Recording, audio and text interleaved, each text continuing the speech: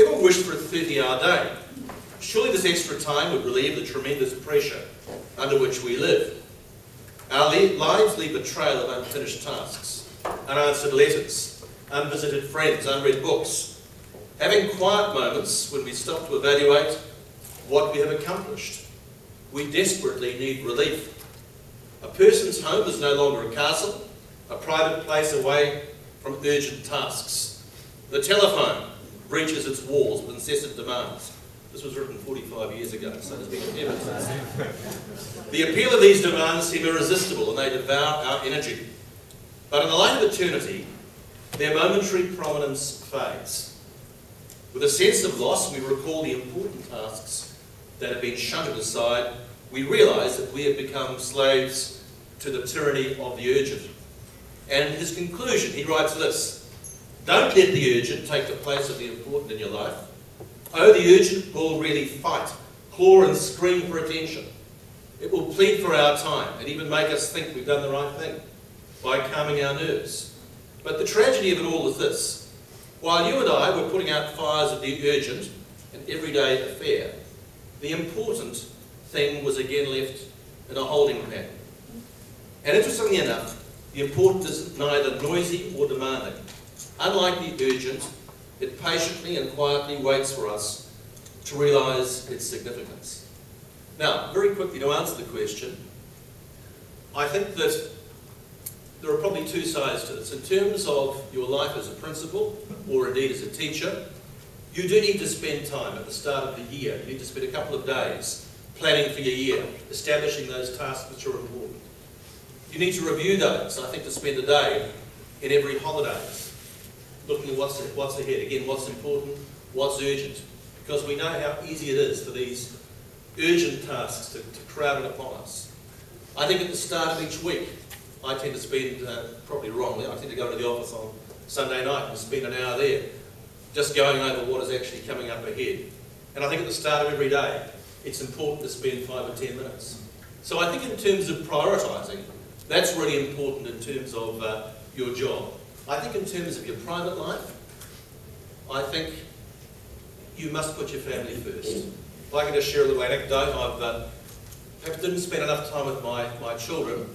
I now have 2 great little grandchildren that I love a great deal. A little girl who's just turned 4, a little boy who's 18 months. And I'm determined not to make the same mistakes with the grandchildren that perhaps I made with my own kids. And it came home to me 6 or 8 months ago. I was in my office, flat out in the middle of something, and the phone went. And I thought, who's got my direct dial? So I picked up and said, yes, Roger Moses speaking. Hi, Granddad, what you doing? And it kind of put things in perspective. So, in summary, separate the urgent from the important. Always keep a focus on the urgent. Always keep a focus on the important, both in your professional life and your private life, and work like mad to preserve that differentiation.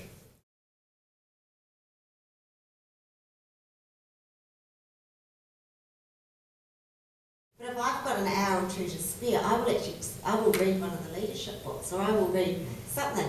And so people can look at me and think, gosh, you've got no work-life balance. But it doesn't, it's actually something that we put on ourselves. You don't have to have some great big hobby outside of the job that you do to actually make you a balanced person.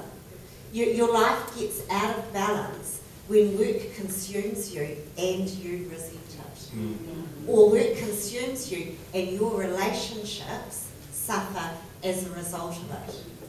And it's about doing it the way that you want to do it. Like my husband and I, we usually go to Malilaba in the September holidays, because by then I'm usually pretty exhausted. We go with Peter and Adrian Simpson, who some of you will know.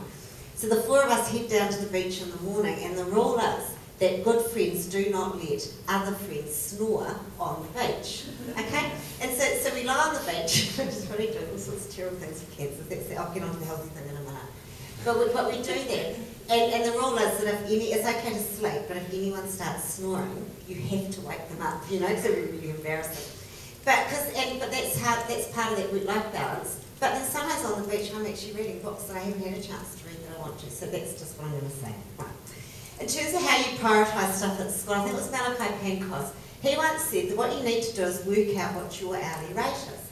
And as principal of the school, I am the only one in the school on my hourly rate. Okay? Every now and then staff offer to take my hourly rate off me, but they don't get there. But what I do is I measure what I'm spending my time on by what I pay somebody my hourly rate to do this job. Okay? So if I'm standing in the staff room and the staff room needs cleaning up, servant leadership would say, you clean it up. And sometimes I do. But it's actually not my job. And if I spend too long cleaning up the staff room, which is actually a $20 an hour job, I'm actually robbing my organisation of the high pay hourly rate that I'm being paid. I'm actually stealing it, okay? But standing in the staff room, making coffee in the morning, greeting staff as they come to school, connecting them with their lives, that is a job worthy of the hourly rate that I have. And so all the time what I'm doing is I am constantly looking at how I spend my day and would I actually be prepared to pay somebody else my hourly rate to do what I have been doing today. And that's been really freeing for me because it's actually stopped me feeling guilty whenever I've handed something on to somebody else that I don't want to do.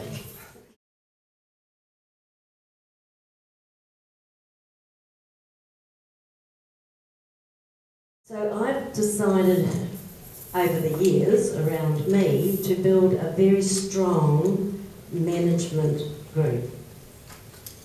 And as part of the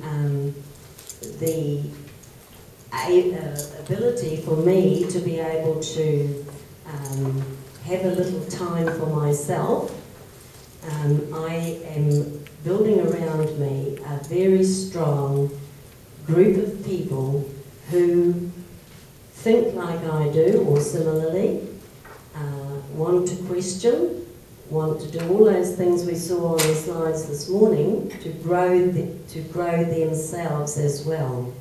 And as part of that kind of approach, last year we brought 16 of our management team, the whole management team, to this kind of conference.